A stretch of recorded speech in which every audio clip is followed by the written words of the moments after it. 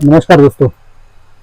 तो learning import export with Avinash इस channel में आपका स्वागत है। और जैसा आप देख रहे हो मेरे पूरे इस इर्द में इमिटेशन ज्वेलरी यानी ज्वेलरी के शॉप में मैं खड़ा हूँ। और जो इमिटेशन ज्वेलरी खास करके यंग लड़कियां है, गर्ल्स है और औरत है, उनको एक फैसिनेट करता है।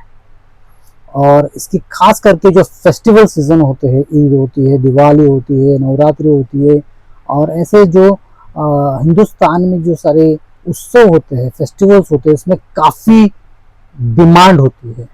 और अगर एक्सपोर्ट की बात किया जाए तो इसका HSN कोड जो है वो 7117 है।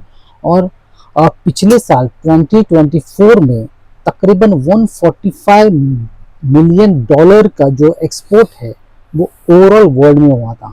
और इसके खास करके डिमांड जो है एक्सपोर्ट की, एक्सपोर्ट पॉइंट ऑफ व्यू के हिसाब से जो है यूएसए में मेजर है। और वहाँ के जो माइग्रेटेड मैं कह सकता हूँ NRI जो वहाँ इंडियन रहते हैं, वो खास करके इसकी काफ़ी चाहत रखते हैं, डिमांड करते हैं। और अभी जो एक्सपांडिंग मार्केट के बारे में बात करें तो साउथ अफ्रीका का जो रवांडा हुआ, केनिया हुआ, इस तरह के जो मार्केट है वो खास करके आर्टिफिशियल जो इमिटेशन ज्वेलरी है उसके लिए वहाँ पर डिमांड बढ़ रही है। तो उसी सिलसिले में जो है मैं एक मैन्युफैक्चरर जो मैं मुंबई थाना this is a hub of imitation jewellery manufacturing. यहाँ छोटे छोटे स्मॉल स्केल में काफ़ी मैन्युफैक्चरर क्लटर्स एरिया में यहाँ पर मैन्युफैक्चर अलग अलग आर्टिफिशियल ज्वेलरी यहाँ पर मैन्युफैक्चर की जाती है। वैसे ही एक मैन्युफैक्चर मेरे सामने है, उनका नाम है प्रकाश मालिक साहब और यहाँ धनलक्ष्मी इमिटेशन ज्वेलरी के वो ऑनर है। और इमिटेशन अलग अलग इमिटेशन ज्वेलरी वो मैन्युफैक्चर करते हैं। उसी सिलसिले में और जानकारी हासिल करेंगे उनके साथ, उनकी जर्नी जो है वो जानने की कोशिश करेंगे। नमस्कार मालिक साहब। नमस्कार। तो मालिक साहब, ये अभी कहना चाह रहा था कि आप इस इंडस्ट्री में या इमिटेशन ज्वेलरी की इंडस्ट्री में कब से हो? 10 to 15 ईयर्स हो गए। 10 to 15 ईयर हो गए, यानी कॉलेज छोड़ने के बाद तुरंत इसमें आ गया। फैमिली बिजनेस था तो इसमें ही आ गए। तो फैमिली बिजनेस कब से, आप पिताजी ने कैसे कदम रखा इस इंडस्ट्री में? पहले जॉब करते थे वो भी। एग्जैक्टली वही मैं बोल रहा था, एक जॉब था, इसी में था, एक लाइन मिला फ्रेंड्स के थ्रू वगैरह और एक जर्नी शुरू हुई। तो अगर पिताजी के साथ आप इंटरेक्शन करते होंगे तो पिताजी ने एक जर्नी की शुरुआत की होगी ना कि नहीं अपने पास इतना था और इस तरह से हमने छोटे छोटे कदम बढ़ाए। तो क्या एग्जैक्टली का कुछ कहानी पीछे कुछ कहानी है? या पहले जॉब करते थे वो, जब वो 2000 में जब 5000 8000 सैलरी था उनका। फिर बाद में जैसे अभी हम भी थे, मतलब फैमिली बड़ी थी हमारी, तो हिसाब से मतलब वो पूरा नहीं हो पा रहा था। फिर मतलब जॉइंट फैमिली थी। फिर धीरे धीरे उन राजस्थान से मुंबई आए वो। फिर यहाँ पे उन्होंने अच्छा मतलब पहले तो जॉब ही किया, फिर धीरे धीरे उनको लाइन मिला ये इमिटेशन का, देखा समझा, फिर इन्होंने 2000 से मैन्युफैक्चरिंग स्टार्ट किया था, शुरुआत किया जी। तो अगर तब की पिताजी को थोड़ा फ्लैशबैक में चलते तो 2000 के करीब कुछ मेरे ख्याल से मैन्युफैक्चरिंग में तो कुछ बात हुई होगी कि इन्वेस्टमेंट किस तरह से उन्होंने की होगी? इन्वेस्टमेंट था अभी थोड़ा बहुत जो भी रहेगा, मतलब ज्यादा तो नहीं रहेगा, जो भी थोड़ी बहुत सेविंग्स रहेगी उससे किया रहेगा ऐसा है। और कुछ ऐसे बात हुई तब मैन्युफैक्चरिंग या ऐसा सेटअप डालते वक्त कुछ डिफिकल्टीज आई होगी? डिफिकल्टीज तो रहती है, कोई भी बिजनेस स्टार्ट करो तो हर चीज में डिफिकल्टी आती है, जैसे लेबर सेटअप करना है, एग्जैक्टली वो सब में रहते ही है सर ऐसा। तो अगर डीलर भी सेट करना है उसमें भी रहते हैं, यानी एक ट्रस्ट जो बिल्ड करना है उसके लिए तो थोड़ा वक्त लगेगा, वक्त लगता ही ऐसा है। और अभी जैसे आप 10 साल से इस इंडस्ट्री में हो, तो आपने एज अ लीगसी बिजनेस, पिताजी का बिजनेस है इसलिए आप आए कि आपने नहीं खुद में इंटरेस्ट था कि इसमें जॉब वगैरह तो ठीक है ओके था, बट इसमें इंटरेस्ट आने लगा था, डिजाइन्स वगैरह समझ में आ रहे थे कि भाई और इसको बड़ा कर सकते हैं। Correct correct correct. तो वो हिसाब से फिर हम भी इसमें आ गए सर। ओके। अब अभी हम लोग बात करते हैं मार्केट की, तो ओवरऑल अगर आप 10 साल से हो, जी यानी अब 2025 है, 2015, तो एक मार्केट के इतने उतार चढ़ाव तो आए होंगे, जी जी तो मार्केट के अलग अलग ट्रेंड्स भी आए होंगे। तो अगर अब 2015, 2020 और 2025 यानी 5-5 के हिसाब से अगर हम देखा जाए, 5 साल के हिसाब ओके। से, तो क्या ट्रेंड चेंज हुआ है एज ट्रेंड फैशन में? ट्रेंड चेंज होता ही रहता है सर, ऐसा है। हर अभी इमिटेशन ज्वेलरी में ऐसा है sir, every year trend change होता है, चेंज होता है। ऐसा है। तो चलते रहता है, मतलब कभी पहले एकदम गॉडी गॉडी गोल्डन से पहनते थे बहुत जन, अभी लाइट पहनते, लाइट ज्वेलरी पे आ गए, वैसा सर। ओके, यानी पहले जो कलर टेक्सचर था वो थोड़ा ज्यादा गॉडी था, थोड़ा हैवी था, हैवी भी था, हल्के हल्के मटेरियल भी पहले हैवी यूज होता था, अभी लाइट मटेरियल, मशीनरी अभी बढ़ गई है। ओके। वो सब में फर्क पड़ गया अभी। अच्छा मनी साहब, अभी मुझे बताइए, अगर एक ओवरऑल मैन्युफैक्चरिंग प्रोसेस मुझे जरा अगर बताने की कोशिश करेंगे तो अच्छा रहेगा। ये प्रोसेस बताएंगे भाई, जैसे कि कोई भी एक चीज पर्टिकुलर बनानी है, जैसे मैं आपको दिखाता हूँ, जैसे कि एक ये एक इयरिंग्स ही बनानी है, तो इसमें कम से कम एक ही डिजाइन ये 10 लेबर के हाथ से जाएगा, फिर बनता है ये। इसमें पहले जो ये कच्चा रॉ मटेरियल रहता है, इसकी डिजाइन बनती है, पूरा कंप्यूटर डिजाइन बनती है इसकी पूरी, ऐसा है। यस, पहले कंप्यूटर डिजाइन बनेगी, फिर सिलेक्शन होएगा डिजाइन्स का, वो हिसाब से फिर मतलब आगे इसमें फिर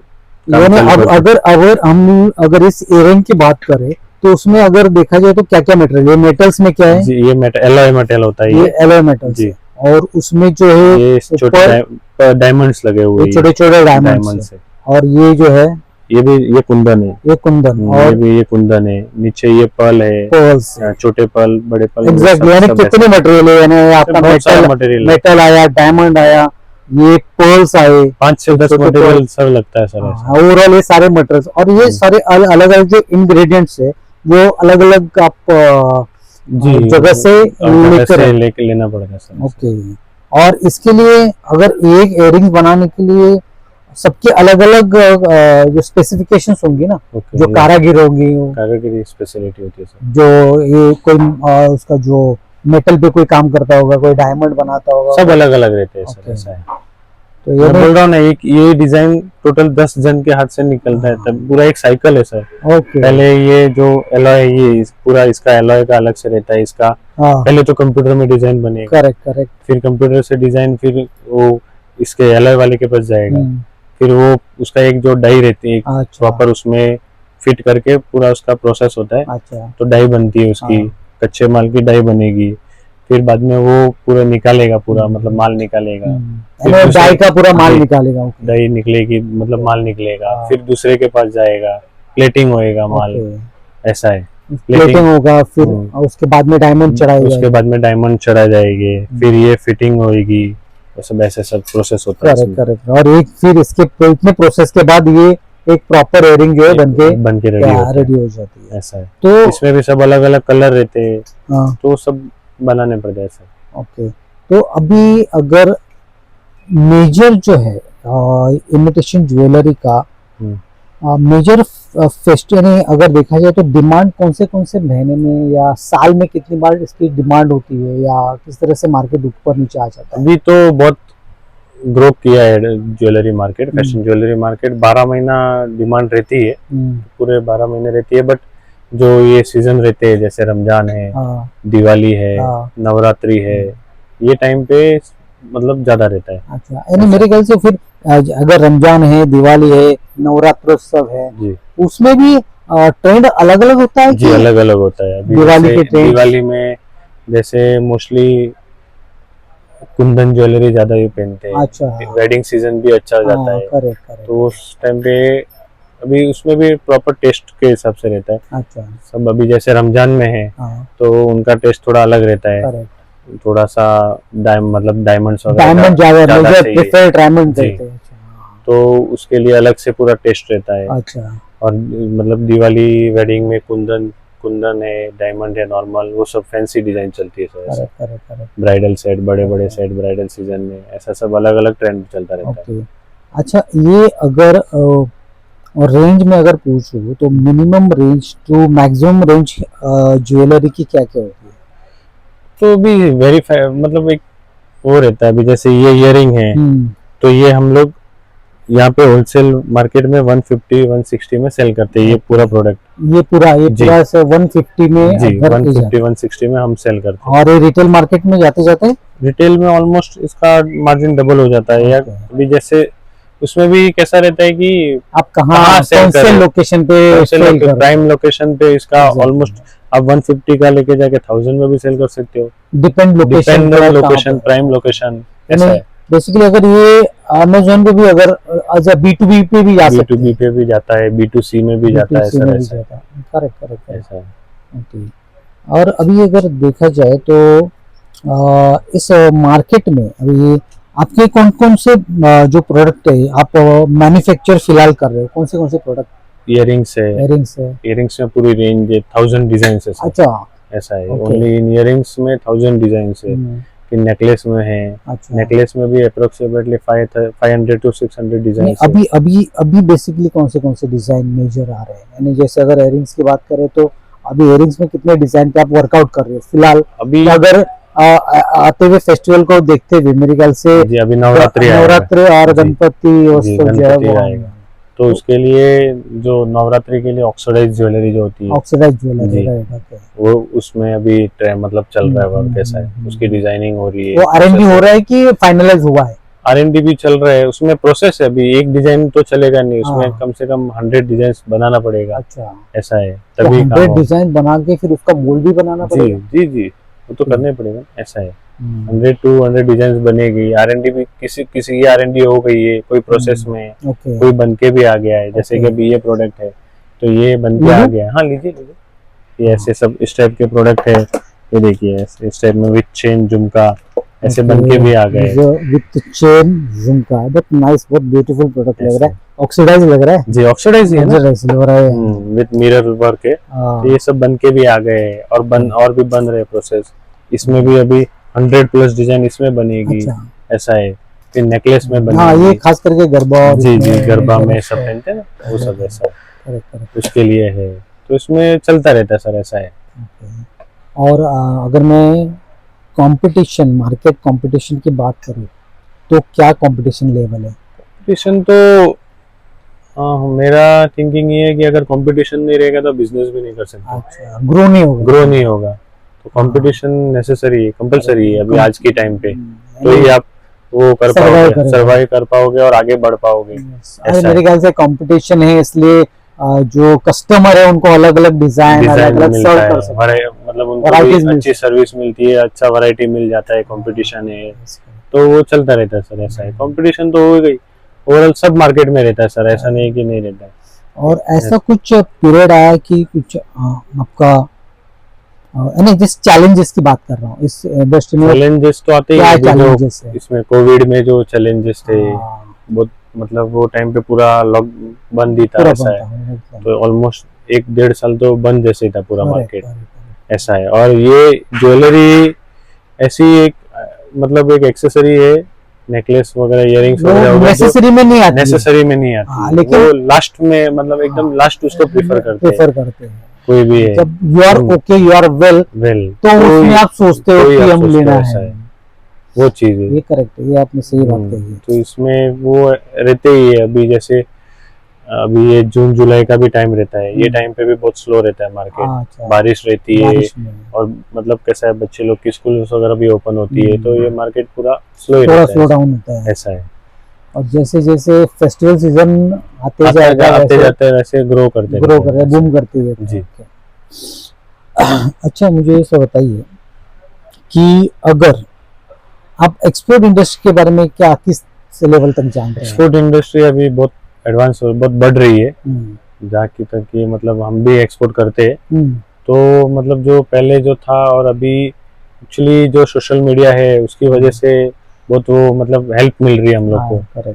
तो उससे मतलब बढ़ते ही है, कस्टमर मिल जाते हैं, तो अच्छा ही हो रहा है। और मतलब कैसा अभी बाहर से भी कस्टमर आ रहे, उनको चाहिए ज्वेलरी, वहाँ पे भी डिमांड अच्छा है इसका, सब जगह पे ऐसा है। करेक्ट। यूएसए हो गया, यूके हाँ। हो गया, कनाडा, क्योंकि कनाडा में तो पंजाबीज बहुत है, बिल्कुल तो बिल्कुल। उनकी रिक्वायरमेंट बहुत है वहाँ पे भी। हाँ। ऐसे मतलब बहुत मार्केट है, ऐसे ही तो मैंने नाम लिया, हर जगह पे अभी जहाँ स्टॉक बहुत बढ़ रहा है। जहाँ इंडियन फैले हुए हैं, जी जहाँ जहाँ इंडियन की जो पॉपुलेशन है, हाँ, वहाँ से काफी डिमांड जो है डिमांड है, बढ़ती जा रही है, करेक्ट ऐसा है। तो आप खुद एक्सपोर्ट करते हो कि आपके मर्चेंडाइज एक्सपोर्ट आपको कनेक्ट करते हैं, कांटेक्ट नहीं, हम करते हैं? मोस्टली तो खुद ही करते हैं, हम्म, 90% खुद ही करते हैं, बाकी कुछ है क्लाइंट जो मतलब एजेंट के थ्रू भी लेते हैं, अच्छा। वैसा भी है, बाकी तो हम लोग खुद ही करते हैं सर, ऐसा है। तो अगर एक्सपोर्ट करते वक्त जब शुरुआत की होगी आपने, तो क्या चैलेंजेस थे? पता ही नहीं था सर सबसे पहले तो कि कैसे क्या करना है। अभी जैसे कि यहाँ पे आईसी निकालना है, आईसी हाँ, निकालने से शायद वो है एक्सपोर्ट कोड वगैरह भी होते हाँ, हैं, एचएस कोड जो इम्पोर्ट है, एक्सपोर्ट कोड वो होता है। फिर बाद में अभी जैसे कि ये इंडिया में जो कुरियर सर्विस है वो 50 रुपीज 60 रुपीज मतलब 100 रुपीज पर केजी ऐसा चलता है, और वहाँ का प्राइस ही अलग रहता है हर जगह का, 300-400 रुपीज पर केजी जाता है। तो उसमें भी अच्छे डिलीवरी एजेंट मिलने भी बहुत वो रहते हैं, उसके लिए भी वो बहुत प्रॉब्लम रहता है, वो सब भी उसमें देखना पड़ता है। और पैकेजिंग के लिए आप क्या करते हो? पैकेजिंग प्रॉपर जो रहता है, बॉक्स रहता है, कार्डबोर्ड बॉक्स आता है, उसमें अच्छे से बबल रैप करके, वो सब ताकि उनको भी मतलब वो ले रहे प्रेजेंटेशन भी बहुत मायने रखता है सर, ऐसा वो पैसे दे रहे तो उनको उनका वैल्यू मिलना चाहिए, ऐसा ऐसा वो चीज है। और मेजर जो आप एक्सपोर्ट अभी तक जो किया आपने, तो मेजर कंट्रीज कौन कौन थी as a proportion wise? Malaysia, Mauritius, Canada, ये वाली कंट्रीज। तो ये उन्होंने अप्रोच किया कि आपने अप्रोच किया था? अप्रोच उन्होंने किया, मतलब कैसा है, आपकी वेबसाइट वगैरह है, अच्छा हाँ, गूगल पे लिस्टेड है बिजनेस, तो इस सबसे कस्टमर वहाँ से मिले सर, वहाँ से लीड वगैरह आती जी, होगी, लीड वगैरह आती है सर। करेक्ट। तो अगर आपने आपके जो 10 साल की जो जर्नी है, तो as a ratio wise domestic market और जो इंटरनेशनल ग्लोबल मार्केट है, इन दोनों में क्या तफावत आपने देखी है? ग्लोबल मार्केट में कैसा, अभी डोमेस्टिक मार्केट में कैसा हो गया ना, मार्जिन बहुत कम हो हुआ है, और डोमेस्टिक इंटरनेशनल में कैसा हमको मार्जिन मिल जाता है, ऐसा है। तो वो हिसाब से थोड़ा हम लोग भी अभी हमारा फोकस भी थोड़ा एक्सपोर्ट पे ज्यादा है सर, ऐसा है कि मार्जिन भी थोड़ा अच्छा मिले और कस्टमर को वैरायटी भी ज्यादा मिले और सर्विस भी उनको अच्छी हो, ट्रस्ट इशू हो, ट्रस्ट अगर एक बार ट्रस्ट अगर वहाँ कस्टमर के साथ हो जाता है, तो फिर अपने आप जो है रिलेशन डेवलप हो जाता है। वो तो वैसे ही होता है रिलेशन, मतलब उनको हम लोग सर्विस देते हैं प्रॉपर जो भी रहता है, तो फिर धीरे धीरे रिलेशन अच्छा बनते जाता है। अच्छा, तो ये सर अभी अगर कोई मर्चेंट एक्सपोर्टर्स हो जो आपके साथ मिलकर काम करना चाहे, आप तो किस तरह से आपके साथ जुड़े और उनको किस तरह से हेल्प हो? हेल्प तो बिजनेस हम उनको वैरायटीज प्रोवाइड कर सकते हैं, बहुत सारी वैरायटी है। अभी जैसे मैंने आपको कहा इयररिंग्स में 1000+ वैरायटी है, नेकलेस में from low range to heavy range सब है हमारे पास में, वो चीज़ है। तो मतलब वैसे वहाँ से मतलब उनको वैरायटी मिल रही है, उनको सर्विस भी मिलती है हमारे पास से, जैसा जो भी है, कुछ प्रॉब्लम है, कुछ डिफेक्ट पीस रहते हैं, तो कभी भी या आप या आने वाले हो तो एक्सचेंज भी कर सकते हैं, वैसा भी हम करते हैं। अगर कोई नया एक्सपोर्टर हो तो आप उनको पैकेजिंग के बारे में वगैरह सब के बारे में सारे आप उनको गाइड कर सकते हो, प्रॉपर गाइडेंस के साथ में काम होता है। उनको हम वीडियो कॉल पे पूरा दिखाते हैं उनको कि क्या ये देखिए आपका ये गुड्स है, ये प्रॉपर इस टाइप से है, ऐसी पैकिंग कर रहे हैं, वो सब दिखा के सब फिर बेचते हैं। एक आध एक्सपोर्टर अगर आप बस रिक्वायरमेंट लेके आता है तो एमओक्यू क्या है आपका? अभी सर कैसा है, अभी टेक्नोलॉजी बहुत एडवांस हो गई है। पहले रहता था कि 1000 एमओक्यू चाहिए, 2000 डिजाइन का एमओक्यू चाहिए, अभी आप 200-300 पीस क्वांटिटी मतलब वो हिसाब से हो जाता है, ओके हो जाता है सर, ऐसा। तो मोस्टली आप बाय शिप होती है या बाय एयर होती है? दोनों होती है सर, डिपेंड करता है कि कितना क्वांटिटी कितना है, गुड्स कितना है, अर्जेंसी है। अभी ज्यादा बहुत ज्यादा रहेगा, अभी 500 kg रहेगा, तो वो बाय शिप ही भेजना अच्छा रहता है, ऐसा है।